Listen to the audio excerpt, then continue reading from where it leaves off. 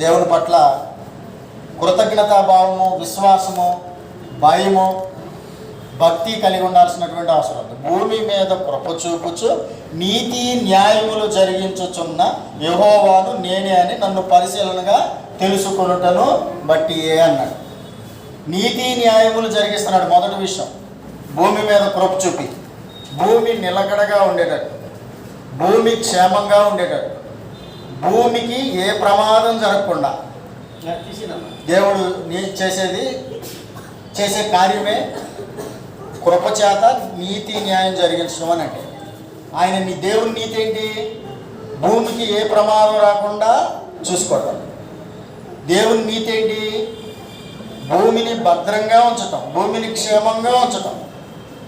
ఇప్పుడు మనకి ఎటు నుంచి ఏ లోటు లేకపోయినా, ఏ కొరత లేకపోయినా, ఉండటానికి తినటానికి అన్నీ ఉన్నా భూమి క్షేమంగా లేకపోతే మనం హాయిగా ఉండగలమా? తినగలమా? ఒక సందర్భంలో అపోస్తలుడైన పౌలు గారు ప్రయాణం చేస్తున్నటువంటి ఓడ తుఫాన్లో చిక్కుకుంది, గాలివానలో చిక్కుకుంది. ఓడ నిండా సరుకులు తినటానికి, త్రాగడానికి అన్నీ ఉన్నాయి. కానీ ఓడలో ప్రజలు ఏం చేశారంటే కొన్ని రోజులు తినటం మానేశారు. ఉన్నా కానీ ఏం చేయలేదు, ఉన్నా కానీ తినలేదు. కారణం ఏంటి? విపత్తులు ఉన్నాం, పడవ సాఫీగా సాగట్లేదు. ఎక్కడ మునిగిపోద్దో, ఎప్పుడు మనందరం చనిపోతామో అని బిక్కుమంటూ ప్రాణాలు గుప్పిట్లో పెట్టుకుని తినటానికి, త్రాగటానికి అన్నీ ఉన్నా కొన్ని రోజులు వాళ్ళు ఏం చేశారంటే ఉపవాసం ఉన్నారు. పౌలు గారు ఆఖరి రోజున చెప్తాడు, మన ప్రాణానికి ఏ హాని జరగదో, నా మాట వినండి, మీరు శుభ్రంగా తిని బలం పొందండి, మనం తప్పించుకోవడానికి ఆ ఓపిక మనకు కావాలి, మీరు తినండి అని చెప్తే ఎప్పటికో కొన్ని రోజుల తర్వాత వాళ్ళు తిన్నారండి. అట్లాగే ఈ భూమి గతి తప్పిందనుకోండి, ఏంటి నెమ్మదిగా లేదనుకోండి, దీనికి ఏదన్నా విపత్తు వచ్చిందనుకోండి, అప్పుడు మనకు ఉన్నాయి, కోట్లు ఉన్నాయి, బంగ్లాలు ఉన్నాయి, హాయిగా ప్రశాంతంగా తిని నిద్రపోగలుగుతామా? లోకము, ప్రజలు హాయిగా తిని తృప్తిగా సంతోషంగా తిని త్రాగి హాయిగా నిద్రపోతున్నారు అని అంటే, విశ్రాంతి తీసుకోగలుగుతున్నారు అని అంటే భూమి నెమ్మదిగా ఉండబట్టి, భూమి మీద దేవుడు కృపచూపు బట్టి, నీతి న్యాయములు జరిగించబట్టి. ఇప్పుడు ఒక నీతి ఏంటంటే, ఒక యజమానుడు ఉన్నాడు, తనకి భార్య ఉంది, పిల్లలు ఉన్నారు, వారందరినీ క్షేమంగా ఉంచటం, వారందరినీ పోషించటం ఆయన నీతి, అది ఆయన నైతిక ధర్మం. వారి భారం ఎవరి మీద ఉంది? ఆ యొక్క యజమానుడి మీద, తండ్రి మీద ఉంది. ఆ భారాన్ని ఆయన వహిస్తాడు. నీతి కలిగిన వాళ్ళు ఎంత కష్టమైనా, వారికి ఆరోగ్య పరిస్థితులు ఎలా ఉన్నా, వారు తమ భార్య బిడ్డలను ఏం చేస్తారు? పోషిస్తారు, సంరక్షిస్తారు. నీతి తప్పిన వాళ్ళు వదిలిపెట్టేస్తారు. దేవుడు ఈ ప్రపంచ భారాన్ని మోస్తున్నాడు. ఒక సందర్భంలో ఏబు గ్రంథంలో ఉంటుంది, తన స్నేహితుడు చెప్పిన మాటలో 34వ అధ్యాయము 12వ వచనం చదివితే, దేవుడు ఏమాత్రమును దుష్కార్యము చేయడు, సర్వశక్తుడు, న్యాయము తప్పడు. ఇంకా చదవచ్చు. ఎవడైనా భూమిని ఆయనకు అప్పగింత పెట్టినా, ఎవడైనా సర్వప్రపంచ భారమును ఆయనకు అప్పగించిన ఆయన తన మనస్సు తన మీదనే ఉంచుకుని తన శ్వాస నిశ్వాసములను తన యొద్దకు తిరిగి తీసుకుని ఎడల సర్వ శరీరులు ఏకముగా నశించెదరు, నరులు మరలా ధూళి అయి పోదురు. ప్రపంచము క్షేమంగా ఉంది, మానవ మనుగడ కొనసాగుతూ ఉంది. ఆదాం మొదలుకొని కొన్ని వందల తరాలు జనరేషన్ కంటిన్యూ అవుతుంది అని అంటే, దేవుడు భూమి మీద కృప చూపబట్టి, నీతి న్యాయములు జరిగించబట్టి, ఆయన మీద ఉన్న భారాన్ని ఆయన భుజం మీద ఉంచుకున్నందుకు, ఆయన వహిస్తున్నందుకు ఈ యొక్క జనరేషన్, ఈ తరతరాలు మానవ మనుగడ కొనసాగటం అనేది జరుగుతాం. ఆయన తన మనసు తన మీద పెట్టుకుని తన శ్వాస నిశ్వాసలను తన యొద్దకు తిరిగి తీసుకున్నట్లయితే ఏమవుతుందంట? సర్వశరీరులు ఏమైపోతారు? సర్వశరీరులు ఏమవుతారు?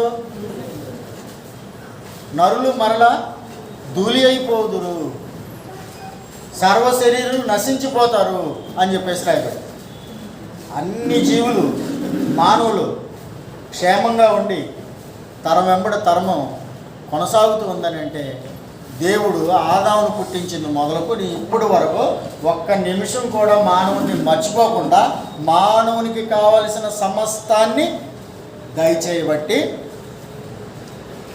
కొనసాగుతూ ఉంది మానవ మనుగడ. మనం ఈ రోజున ప్రాణంతో ఉంటాం. ఒకరు మనం పోయినా మన పిల్లలు ఉంటారు. మానవ మనుగడ కొనసాగుతుంది. దానికి కారణం ఎవరో ఏంటి అనే విషయాన్ని ఆలోచన చేస్తే, దేవుడు ఈ సర్వప్రపంచ భారాన్ని మోస్తున్నాడు కాబట్టి, వహిస్తున్నాడు కాబట్టి, ఇదే దేవుడు మానవాళికి చేసేటువంటి నీతి న్యాయము అనేటువంటి విషయాన్ని అది భౌతికంగా గమనించాల్సినటువంటి అవసరం. అందును బట్టి ఏం చేయాలి అని అంటే, ఆయన చూపిన దయను బట్టి కృతజ్ఞతాభావం మనకు కలిగి ఉండాలి. ఒకవేళ గొప్ప హోదాలో మనం లేకపోవచ్చు, గొప్ప ఉద్యోగాలు లేకపోవచ్చు, పెద్ద పెద్ద వ్యాపారాలు మనకు లేకపోవచ్చు, కోట్లు లేకపోవచ్చు, బంగ్లాలు లేకపోవచ్చు, కానీ అన్న వస్త్రాలకు లోటు లేకుండా ఈ రోజున సజీవులుగా శరీరంలో ఉన్నందుకు దేవుడు మన ఎడల దయ చూపుతున్నాడని మనం గుర్తించి కృతజ్ఞతాభావం కలిగి జీవించాల్సినటువంటి ఆవశ్యకత ఉంది అనేటువంటి విషయాన్ని గమనించాలి. అపోస్తలుడైన పౌలు గారు ఏథెన్స్ పట్టణంలో గ్రీకుల మధ్యన చెప్పినటువంటి ఒక గొప్ప వాస్తవం ఏంటంటే, 17వ అధ్యాయము 25వ వచనాన్ని చూద్దాం. ఆయన అందరికిని జీవమును ఊపిరిని సమస్తమును దయచేవాడు గనుక తనకు ఏదైనా పొదుపు ఉన్నట్టు మనుషుల చేతులతో సేవింపబడువాడు కాడు. ఆయన ఏం చేస్తున్నాడు? అందరికీ జీవమును ఊపిరిని సమస్తమును అని చెప్పేస్తున్నాడు. సమస్తం, మనకు అవసరమైన సమస్తం దేవుని దయ. మనకు అవసరమైన సమస్తం మనకు ఎలాగంటుంది? ఇప్పుడు కుటుంబం యొక్క బాధ్యత భారము ఒక యజమానుడు భుజం మీద ఉందని చెప్పుకున్నాం. యజమానుడు ఎంతవరకు ఒక కుటుంబం బ్రతకటానికి ఆయన కార్యాలు ఎంతవరకు ఆయన ఏం చేయాల్సి ఉంది?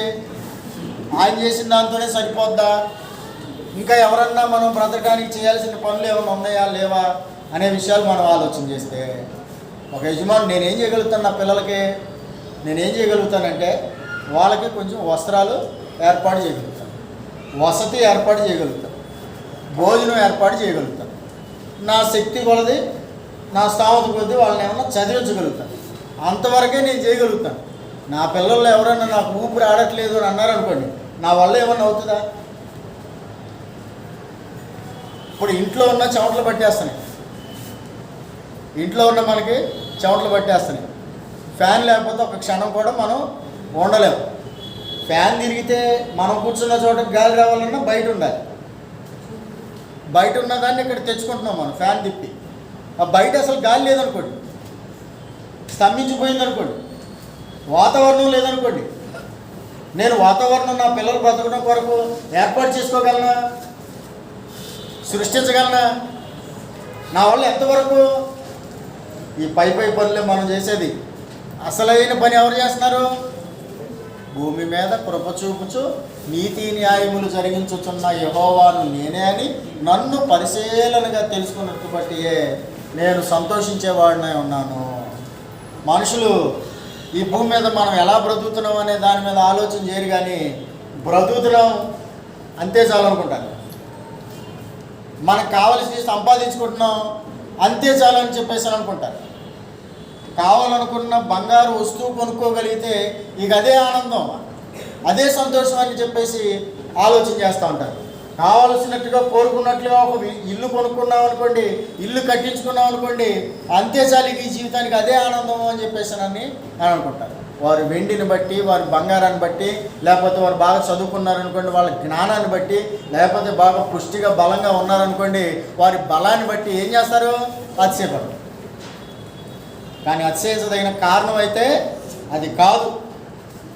మీరు బంగారం కొనుక్కోవాలన్నా, వెండి కొనుక్కోవాలన్నా, బలంగా ఉండాలన్నా, జ్ఞానంగా ఉండాలన్నా, నేను గనక మీ కొరకు ఈ ప్రపంచ భారాన్ని వహించకపోతే, నేను భూమి మీద కృప చూపకపోతే మీ చదువులు ఉండవు, పదవులు ఉండవు, బంగారం ఉండదు, ఏంటి భోజనం కూడా ఉండదు. ఏముండదు? భోజనం కూడా ఉండదు. ఒక సందర్భంలో సొలొమోన్ గారు చెప్తాడు.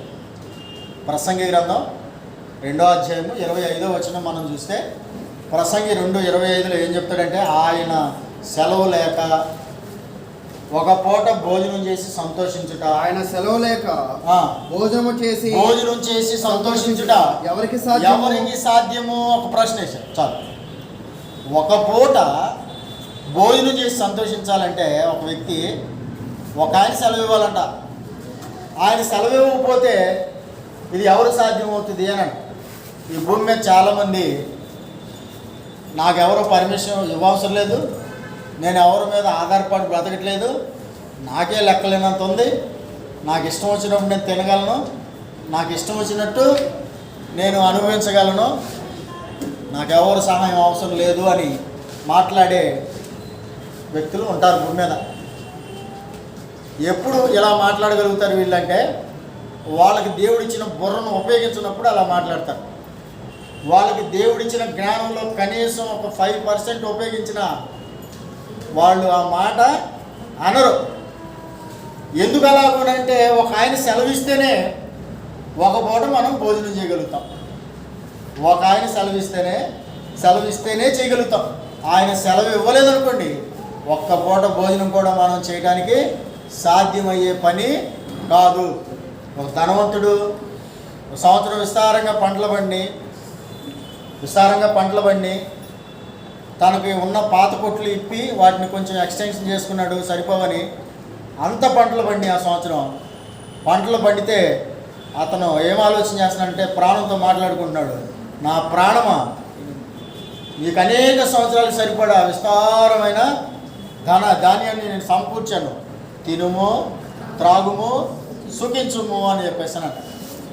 అప్పుడు పైనుంచి ఆయనకు వచ్చిన మెసేజ్ ఏంటంటే, వెర్రివాడా, ఈ రాత్రి నీ ప్రాణం అడుగుతున్నారు, నీవు సిద్ధపరిచినవి ఎవరు అవుతాయి? నువ్వు వండుకున్నావు, నువ్వు తింటామని గ్యారంటీ ఉందా? నువ్వు కూర్చుకున్నావు, నువ్వు తింటామని గ్యారంటీ ఉందా? నువ్వు కూర్చుకున్న దాన్ని, నువ్వు వండుకున్న దాన్ని నువ్వు తినాలంటే ఒక ఆయన పర్మిషన్ ఇవ్వాలి. నా చిన్నతనంలో ఒక మనిషి చనిపోతే మా ఊళ్ళో చేతులు 2 ఇట్లా పొట్ట మీద పెట్టి ఆ పొట్ట మీద అన్నం పెట్టారు. ఏంటి ఇలా చేశారు, ఎందుకు పొట్ట మీద అన్నం పెట్టారు అని చెప్పేసానంటే, ఆకలి అని చనిపోయాడు. ఆయన కోసమే వండుతున్నారు, అన్నం వండేశారు, కూర అవుతుంది, ఈలోపు చనిపోయాడు. ఆయన కోసం వండిన అన్నం, అందుకని ఆయనకి అట్లా పెట్టారు అని చెప్పేసాను. ఆయన కోసం వండిన అన్నమే ఆయన తినాలంటే ఉండాలంటే మనం ఉండాలి. తినాలంటే మనకి తినటానికి ఉంటే సరిపోదు, తినటానికి మనం ఉండాలి. అదే సమయంలో అక్కడ చెప్పబడినటువంటి విషయం ఏంటంటే, తినాలంటే ఏముండాలి? పదార్థాలు ఉండాలి. తినాలంటే ఏముండాలి? మనకు ఆహారము దొరకాలి. మరి ఆయన సెలవు ఇవ్వకపోతే తినడానికి ఎవరికి సాధ్యం కాలేదు అనేటువంటి మాట మనం ఆలోచన చేసినట్లయితే, భోజనము దేవుని వలన మనకు దొరుకుతుంది. దేవుని ప్రమేయం లేకుండా, దేవుని పని లేకుండా, కేవలం మన పనితోనే మనకు ఆహారం దొరుకుతుంది అని ప్రజలు అనుకుంటున్నారు.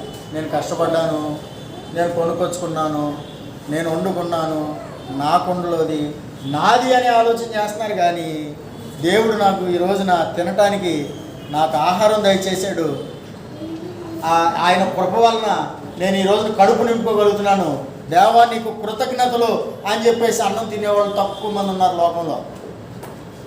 దొరకంగానే నోట్లో పెట్టుకుని తినేసేవాళ్ళు ఎక్కువ మంది ఉన్నారు. తినడానికి ఏం దొరికినా వెంటనే ఏం చేస్తారు, తినేస్తారు. కొంతమంది కళ్ళకు అద్దుకుని తింటారు, కొంతమంది కళ్ళకు అద్దుకుని తింటారు. అదేదో వాళ్ళకి తెలిసిన జ్ఞానం అది. కానీ ప్రతి ఒక్కరు చేయాల్సిన పని ఏంటంటే దేవునికి కృతజ్ఞతలు తెలిపి తినాలి. ఎందుకని? ఆహారం ఎలా వచ్చింది?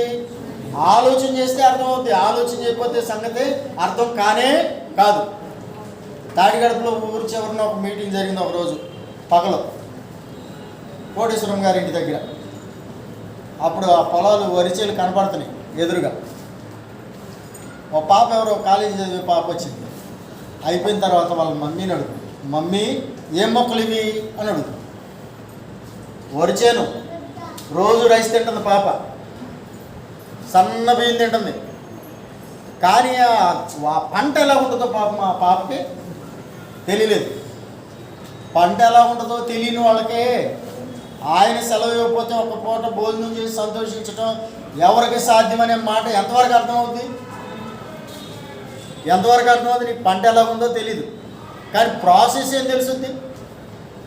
చాలామందికి మనం తినే పంట ఎలా ఉంటుందో కూడా సరే ఏమో. తర్వాత నేను మొన్న కొన్ని సంవత్సరాల తర్వాత పిల్లల పుస్తకాలు చూస్తే వాళ్ళకి హై స్కూల్ స్టేజీలోనే ఏం చేశారంటే ప్రాసెస్ అంతా డయాగ్రామ్స్ సహా పాఠాలు చెప్తున్నారు. నేలను సదును చేయటం, చక్కగా దున్నటం, నారుమడి వేయటం, ఊరు కూడటం, కోత కోయటం, కుప్ప వేయటం, నోర్చటం, మిల్లుకి వేయటం, అక్కడి నుంచి కొట్టు దగ్గర నుంచి ఒక వ్యక్తి బియ్యం కొనుక్కోసుకోవటం. ఈ ఫొటోస్ అన్నీ వేసాడు. మరి ఇంట్లో కూర్చొని వండుకుని తినటం వేసాడే లేదు నాకు గుర్తులేదు. ఇవన్నీ ఉన్నాయి. అలాగా ఈ పాపకు కూడా పాఠాలు చెప్తే వాళ్ళకి తెలిసిపోయేది అనుకున్నాను. సరే, విషయం ఏంటంటే మనం ఆహారం ఎలా తీసుకోగలుగుతున్నాం అంటే అపోస్తుల కార్యాలు 14వ అధ్యాయము 14-15 వచనాలు చదువుతాం. 15 కూడా చదవచ్చు. 15 అయ్యలారా మీరు ఎలాగ చేయుచున్నారు? మేము కూడా మీ స్వభావం స్వభావం గల నరులమే. మీరు ఈ వ్యర్థమైన వాటిని విడిచిపెట్టి ఆకాశమును భూమిని సముద్రమును వాటిలో ఉండు సమస్తమును సృజించిన జీవం గల దేవుని వైపు తిరగవలనని మేము మీకు సువార్త ప్రకటించున్నాం. ఆయన గత కాలములలో సమస్త జనులను తమ తమ మార్గములు యందు నడవనిచ్చెను.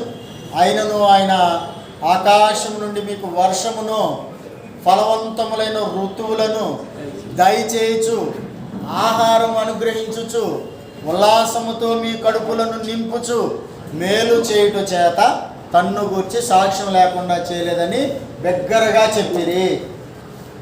1 సంవత్సరం గడిచింది మన జీవితంలో.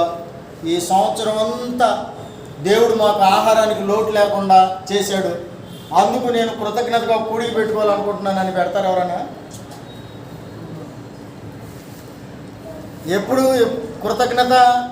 మా అబ్బాయికి ఉద్యోగం వచ్చింది, లేకపోతే మా అబ్బాయి పాస్ అయ్యాడు, లేకపోతే మేము అనుకున్న కార్యం జరిగింది, మేము ఒక వస్తువు అమ్ముకున్నాం బాగా లాభం వచ్చింది, ఇంకా ఏదో జరిగింది అనుకుంటే అప్పుడు కృతజ్ఞత పెట్టాలనుకుంటా, కృతజ్ఞత కూడిక అనుకుంటా.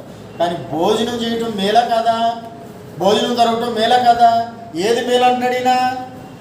మేలు చేయుట చేత తన్ను గూర్చి సాక్ష్యం లేకుండా చేయలేదని బిగ్గరగా చెప్పిరి అని రాయబడి. దేవుడు ఉన్నాడు అంటాను సాక్ష్యము. ఈరోజు మనం తింటున్న ఆహారం, ఈరోజు పగలు మనం ఈరోజు మేము బిర్యానీ తిన్నాం మధ్యాహ్నం. దేవుడు ఉన్నాడు అంటానికి సాక్ష్యము మనకు దొరికిన రైసు, మనం కడుపు నింపుకున్నాం, అదే సాక్ష్యం. అది ఎట్లా సాక్ష్యం అంటారా? ఆహారం ఎలా వస్తుంది, ఎలా దొరుకుతుంది? కేవలం పొలం ఉంటే సరిపోయిందా?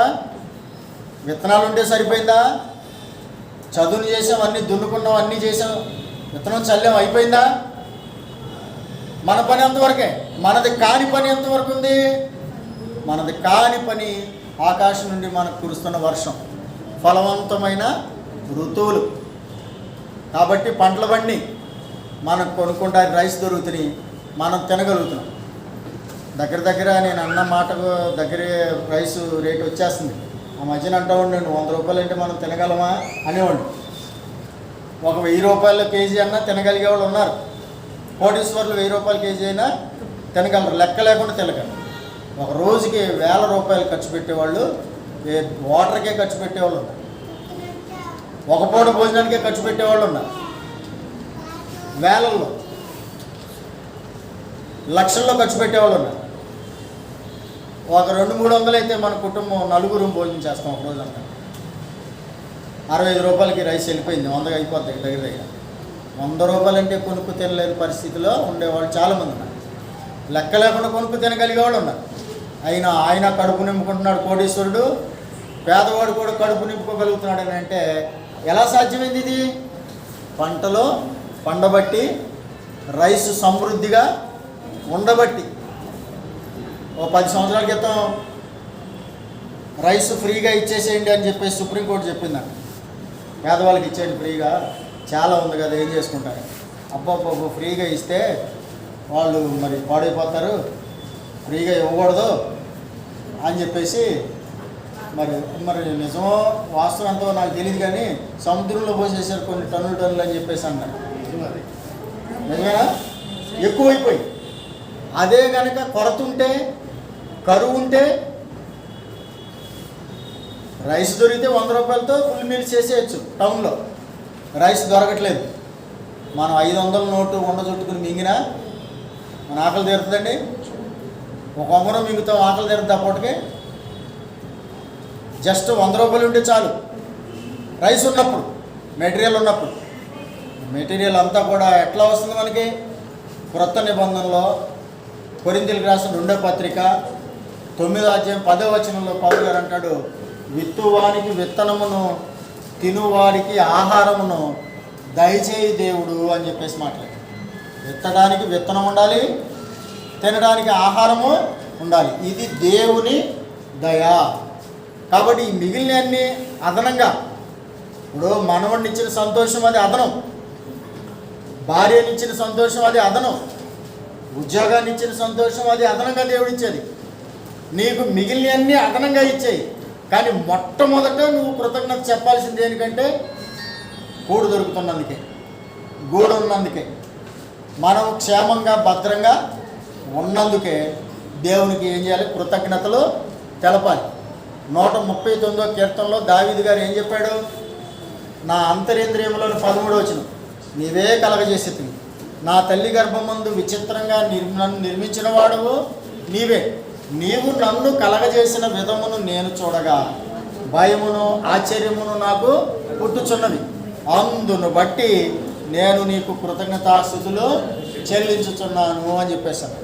మనకి ఊహ తెలిసినప్పుడు, మనకి తెలివి వచ్చినప్పుడు, మన బాల్యం నుంచే చేయాల్సిన కార్యం ఏంటంటే, మనకు ఒక సృష్టికర్త ఉన్నాడు, మనల్ని తల్లి గర్భంలో విచిత్రంగా నిర్మించిన దేవుడు ఒకడు ఉన్నాడు అనేటువంటి విషయము ఎరిగి ఏం చేయాలి? దేవుని పట్ల కృతజ్ఞత భావం కలిగి ఉండాలి, కృతజ్ఞతాస్తుతులు చెల్లించాలి.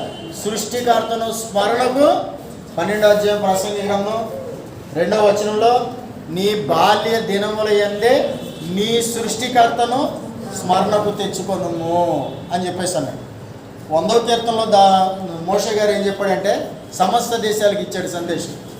సమస్త దేశములారా యెహోవాకు ఉత్సాహధ్వని చేయుడి, సంతోషంతో యెహోవాను సేవించుడి, ఉత్సాహ గానం చేయొచ్చు ఆయన సన్నిధికి రండి, యెహోవాయే దేవుడని తెలుసుకుని ఆయనే మనలను పుట్టించను అన్నాడు.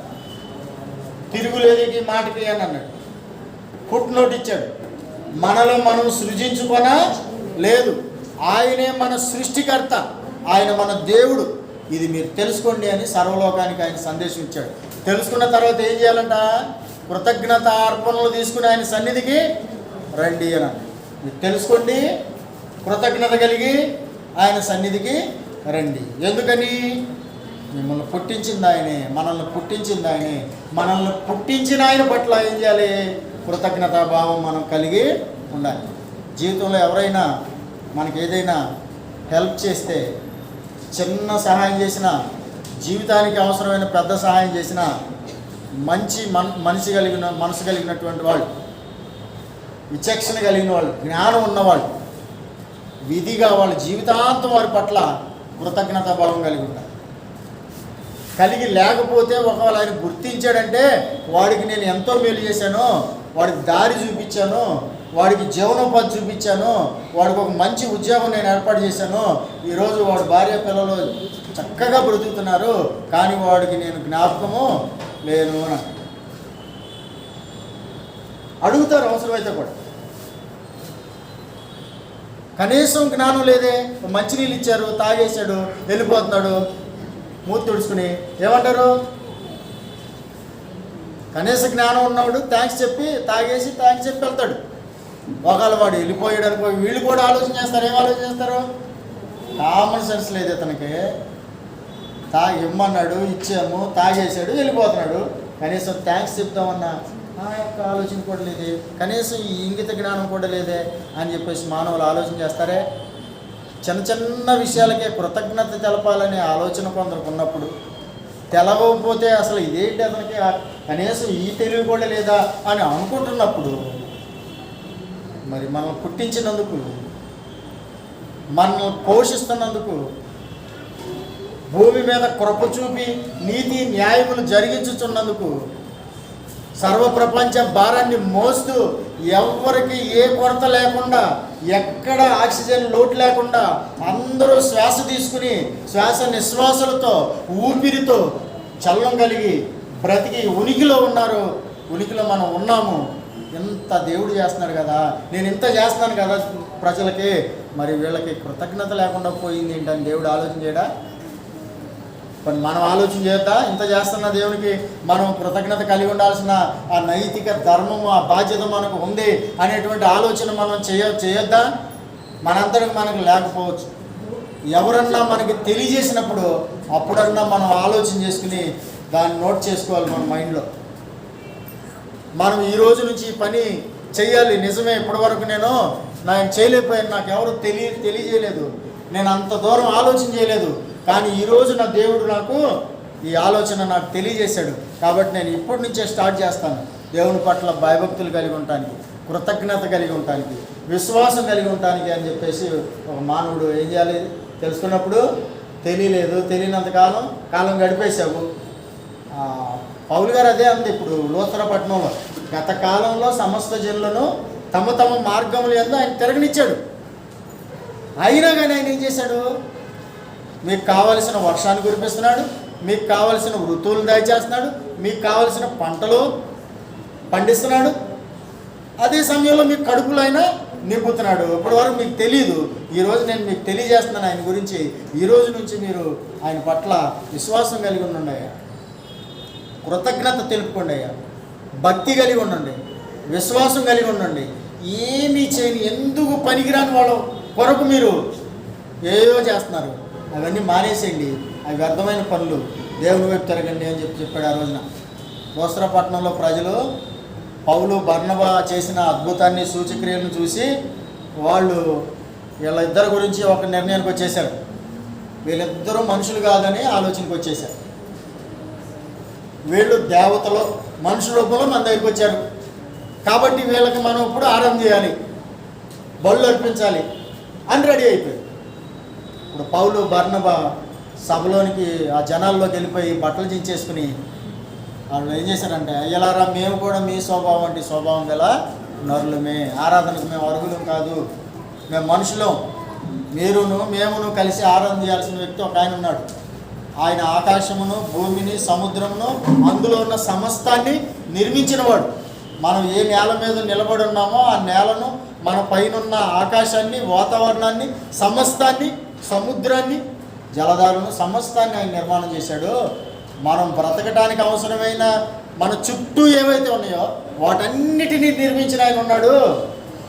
ఆయన వైపు మిమ్మల్ని తిప్పాలని, ఆయన్ని మీకు చూపించాలని మేము వచ్చాం, మీరేం మా వైపు చూస్తున్నారు. కాబట్టి మా వైపు చూసిన వ్యర్థమైన పని ఇది. ఎంతోమంది ఆల్రెడీ మీరు చేసే పనులు కూడా వ్యర్థమే. మా వైపు చూడొద్దు, వాళ్ళ వైపు చూడొద్దు, దేవుని వైపు చూడండి అని చెప్పేసి తెలియజేయడం అనేది జరిగింది. కాబట్టి ప్రతి మానవుడు దేవుని వైపు చూడాలి. దేవుడు మనం పుట్టించాడు. ఇప్పుడు మోషే ఆ 100వ కీర్తనలో చెప్పింది ఏంటంటే, మనం ఆయన వారము, ఆయన ప్రజలము, ఆయన వైపు గొర్రెలు అన్నాడు. లోకంలో ఉన్న ప్రజలందరూ ఆయన వారే. ఈ మధ్యన చాలామంది ఏం చేస్తున్నారంటే, మాట వరుసకి మనుషులంతా ఒక్కటేనని మాట్లాడతారు, కానీ ఏదైనా సందర్భం వచ్చినప్పుడు దేవుడు కూడా ఒక్కడేనయ్యా అంటారు, కానీ ఆ ఒక్క దేవుడు ఎవరో తెలుసుకోవడానికి ప్రయత్నం చేయరు. మనుషులంతా ఒక్కటేనని మాట వరుసగా అంటారు, కానీ అందరినీ కలుపుకుంటారా? కులాల పేరట, మతాల పేరట రకరకాలుగా వాడు మావాడు కాదు, వాడికి మాకు సంబంధం లేదు, వాడు ఎవడో, ఇట్లాంటి ఆలోచనలన్నీ పెంచి పోషించుకుంటూ ఉంటారు. మాట వరుసకు వచ్చినప్పుడు, సందర్భం వచ్చినప్పుడు మాత్రం ఒక వాస్తవం చెప్తారు. మనుషులంతా ఒకటేనండి, ఎవరిని కోసినా వచ్చేది రక్తమేనండి, ఇట్లాంటి మాటలు మాట్లాడతారు. ప్రపంచం అంతా ఒకటే. ఈ ప్రపంచం మనం ముక్కలు చేసుకున్నాము, మనం పార్టీషన్ చేసుకున్నామని ఇదేమి ముక్కలు అవ్వలేదు, కలిసే ఉంది. భూమి అంతా కలిసే ఉందా లేదా? బార్డర్స్ మనం ఏర్పాటు చేసుకున్నాం, రాష్ట్రాలుగా జిల్లాలుగా మనం విభాగించుకున్నాం. ఇప్పుడు మేము జిల్లా దాటి వచ్చాం, అవునా? నియోజకవర్గంగా జిల్లానే దాటి వచ్చాం. మీరు ఎన్టీఆర్ జిల్లా ఇది. మేము అక్కడే కదా ఆఫ్టర్ ఇక్కడ తాడిగడప నుంచి, గోడవల నుంచి వచ్చి ఏ జిల్లా అయింది? గోడవల, తాడిగడప కృష్ణా జిల్లా, పెనలూరు, యనమలకుదురు కూడా కృష్ణా జిల్లా.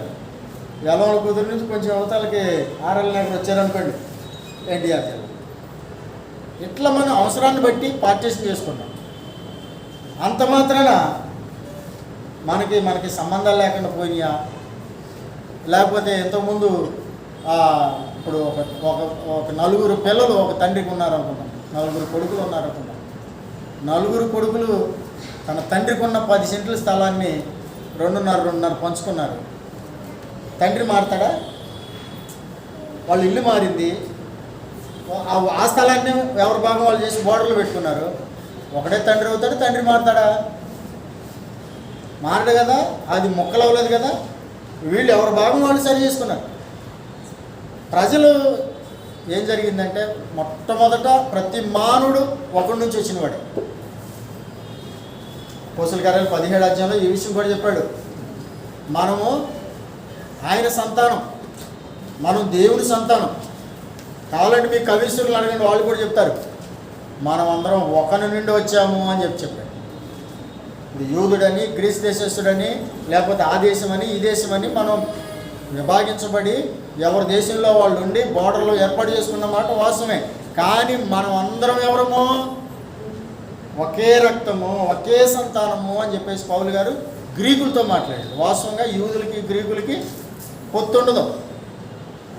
యూదుడని, గ్రీస్ దేశుడని భేదాలు ఉన్నాయి. అట్లాంటిది వాళ్ళ మధ్యకి వెళ్ళి ఏం చెప్పాడంటే, గ్రీకులతో మనందరము ఒకే ఒక్కరి నుండి వచ్చాము, దేవుని సంతానం, మన తండ్రి దేవుడు అని చెప్పేసి తెలియజేశాడు.